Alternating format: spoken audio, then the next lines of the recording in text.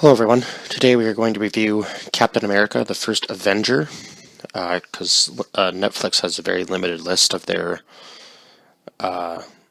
Marvel movies, I guess, now that Disney Plus is a thing. So I might just have to get Disney Plus and see what that's like installed on my Xbox, just to kind of have some sort of idea of what I can watch on there as well. I've been looking at getting Disney Plus for a while anyway, because there's shows in there I want to watch, like The Mandalorian and things, to do reviews of those as well, so I have a little bit more to review anyway. So this story is about Stephen Rogers, a guy with more allergies and obviously health problems than most people probably should have, trying to enlist into the military under 5 or 6 different names, I believe, was the final count, that his friend Bucky, or... God, I had his name pulled up here, now I can't remember. Bucky or James Barnes says to him, like, you can't keep doing this, or you'll be imprisoned, because they'll take you away for lying about your military application or forging anything on it. So eventually this German doctor who runs these experiments hears about this, he overhears their conversation, and then one day in the when I believe he's applying again in the hospital, or at least he's getting his test done so he can reapply or something, and this doctor confronts him and basically knows right away that he is going to make him into the first ever American super soldier, because he sees potential. He says a strong man can forget about the power he holds, but a weak man knows that what true power is, I guess, and doesn't overthink it or underestimate it, I suppose. And he always stays true to who he is. I guess the point of what the speech was him saying, don't forget who you truly are at heart. Always remember the man you were before I'm going to make you what I make you into. Because he did do this before with a German man back in Germany, obviously, before he left. And I guess these guys attacked his city. And he said in his speech, I guess the Germans forget that, or everybody forgets that the Germans destroyed their own cities before going out and destroying others, obviously, and conquering.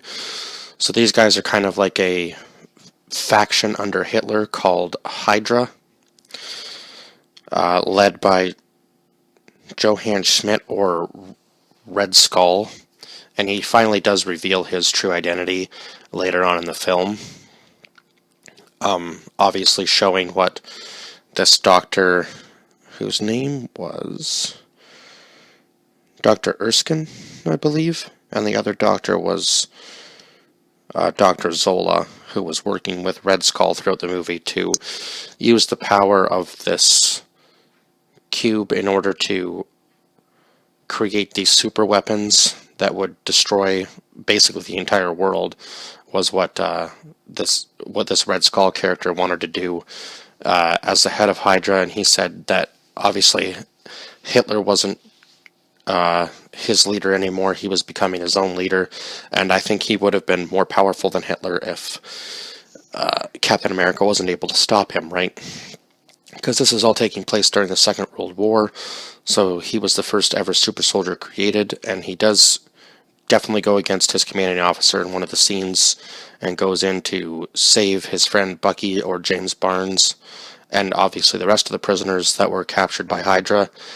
And then at the end of the movie, they storm the Hydra base, they stop the train and capture the doctor that's working with Red Skull. And I guess Bucky doesn't lose his arm in this movie, so I can't remember what movie he loses it in. Whether it was it must be the second Captain America movie that Bucky loses his arm in. Anyway, We all know that it looks like Bucky has died in this movie in the train scene where he falls like down a cliff, basically. It looks like he's dead, but turns out that he wasn't. I forget how he was saved. They talk about it later on, but anyhow, I'll talk about that in that review when I get to it. Now, what was I saying? Oh yes, so Captain America puts his own team together, and it's a very good team of all guys who aren't afraid to go into the heat of battle, and obviously Bucky follows him wherever he goes now because he believes that Captain America can protect him. And obviously Bucky isn't going to back down from a fight either, I guess, because he's a soldier and he enlisted for the same kind of reasons Steve did.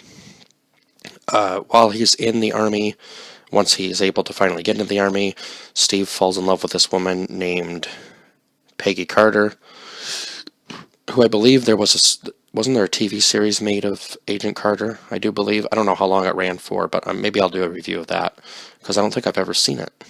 I might have seen 1 or 2 episodes. I think I remember liking that show, so I might have to do a review of that later, if any of you guys would like to see that. Anyhow, he falls in love with her because he talks about before he becomes a super soldier, he doesn't really know how to talk to women, and he seems to only be able to talk to her, and he says that that's the longest conversation he's ever had with a woman, was this conversation before becoming the super soldier character. And he never really danced with any woman before because he was always looking for the right partner. And you can tell that she's interested in him before he becomes this tall, ripped, like super soldier, godlike figure, I guess, basically. Was kind of the idea, was that she was supposed to be falling for him before that, so that didn't make it look like she just liked the muscle, right? Because that would have ruined her character for sure. So they were in love before he became a super soldier. I think I'm pretty much covering everything, actually, now that I think of it.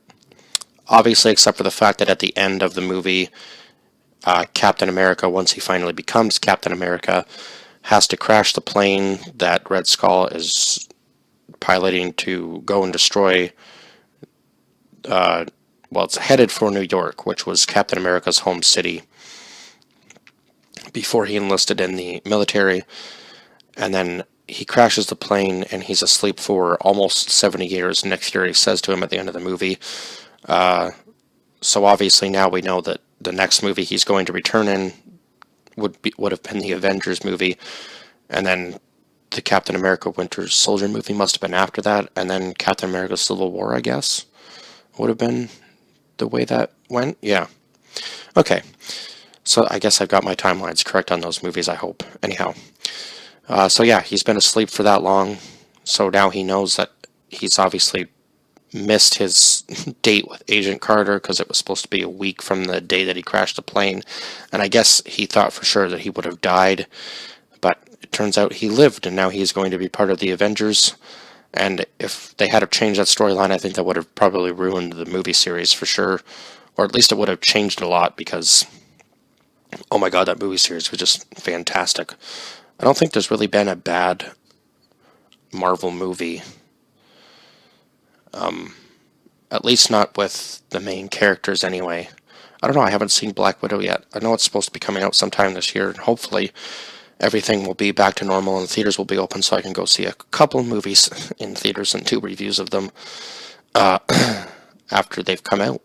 So I can, yeah. It'd be nice to go to a theater again, let's just say that much, because I haven't been to one since 2019, I think. Has it really been that long? Oh my god, man. Seems crazy that it's been 2 years since I've even sat down in a theater chair. Anyhow, I think that's about everything I have to say for this movie, actually. Definitely a 10 out of 10 on my rating. I think I've covered everything now. If there's anything I forgot, I'm sorry. But I hope I've gotten everything down in this at least 10 minutes. So please like, share, and subscribe, and comment down below your thoughts on this film if you've seen it.